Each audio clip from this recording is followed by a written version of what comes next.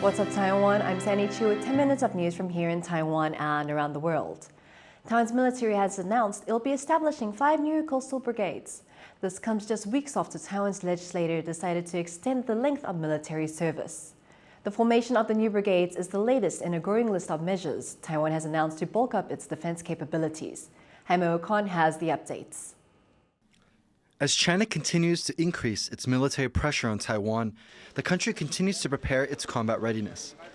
There's been a greater emphasis on areas like urban warfare training and enhancing its anti-air defenses. Now, Taiwan's military has announced further plans to secure the island nation's shorelines. On Tuesday, the Defense Ministry announced it will be creating 5 new coastal defense brigades stationed in the country's north and south. The military says these bases will boost the combat abilities of the next wave of conscripts, which recently had training extended from 4 months to a year, starting in 2024. 因应敌情威胁以及国土防卫作战的需求，在民国113年前，逐次的来编成5个步兵旅，平时担任新兵训练的任务，战时则担任守备任务。 2 brigades will be stationed in the northern city of Taoyuan and Miaoli County. The other 3 will be down south in Jiayi County and the cities of Tainan and Kaohsiung.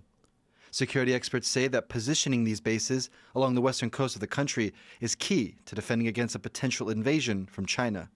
解放军他们会进攻、会登陆的，西部是首当其冲的一个区域，所以会优先在这个地方的建立他守备的兵力。 The announcement of the new brigades comes only a day after Taiwan's military reported 57 Chinese warplanes operating close to the country's borders. Taiwan condemned China's actions, which are the second large-scale exercises nearby in less than a month. Beijing claims the island nation as part of its territory and has not ruled out the use of force to bring Taiwan under its control.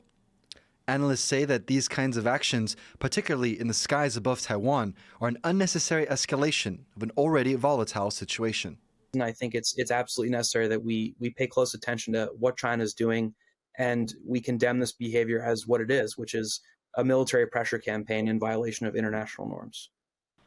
The new coastal brigades are the latest in a series of moves designed to secure Taiwan's borders.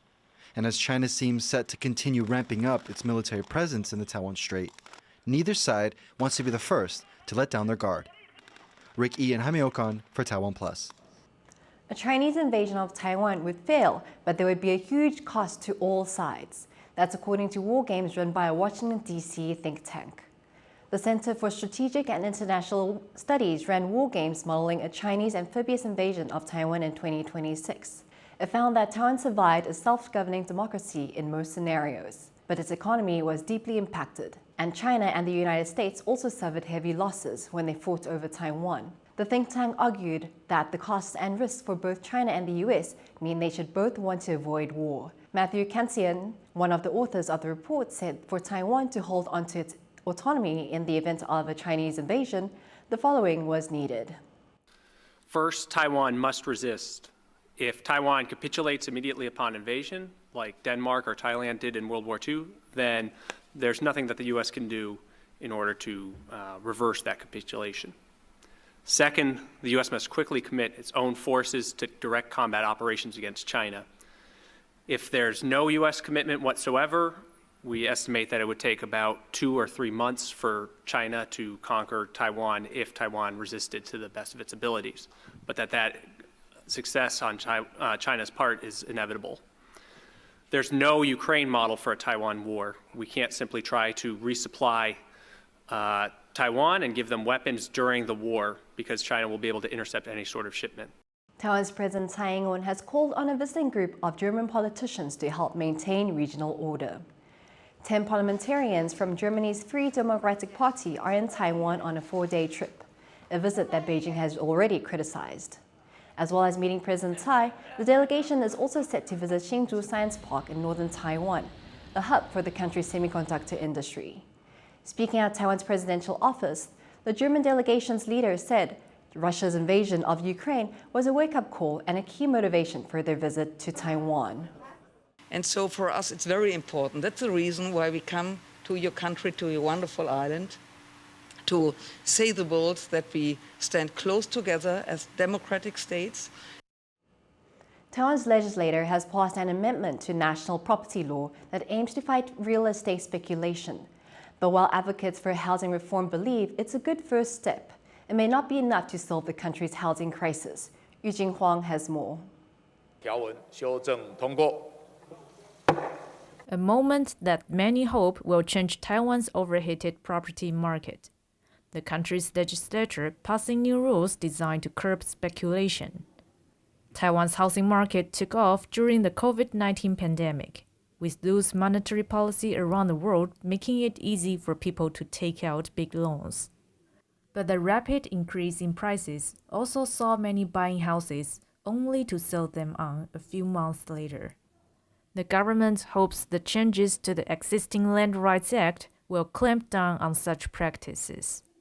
这次修法的重点包括：一、禁红单、断哄抬，限制预售屋与新成屋的契约让与或转售；二、罚到无利可图，炒作重罚，最高罚5000万；三、公众参与与监督，检举遏制炒作，给予奖励；四、预售屋更透明，解约申报，限期登录；五、防司法人炒宅，许可合理使用。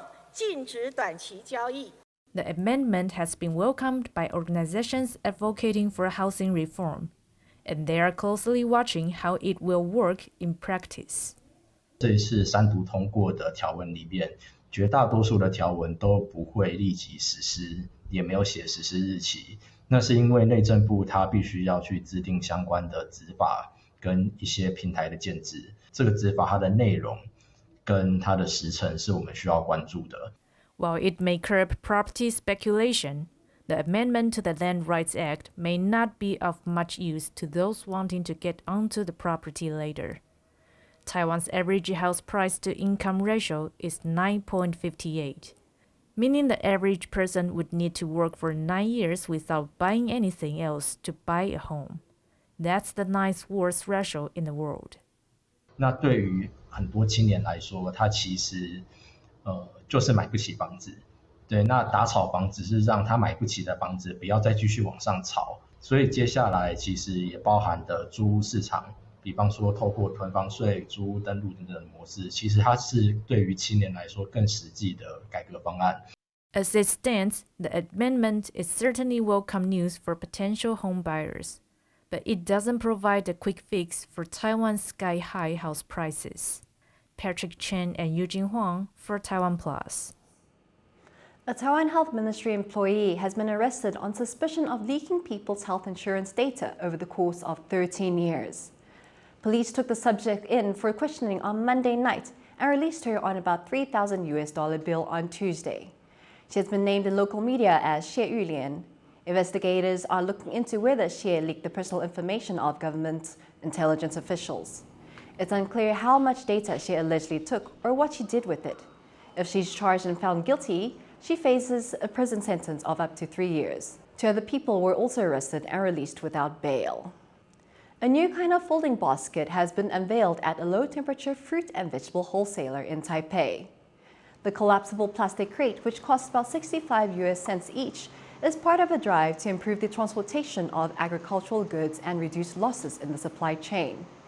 The eco-friendly product was unveiled at the opening of a refrigerated wholesale auction market, the first of its kind in Taiwan. The low-temperature warehouse will increase the shelf life of many fresh products before they reach buyers. Thank you for watching What's Up Taiwan. Remember to download the TaiwanPlus app for more stories from Taiwan and around the world. Finally, today we leave you with images of the Harbin International Ice and Snow Festival. I'm Sandy Chi. Take care and see you next time.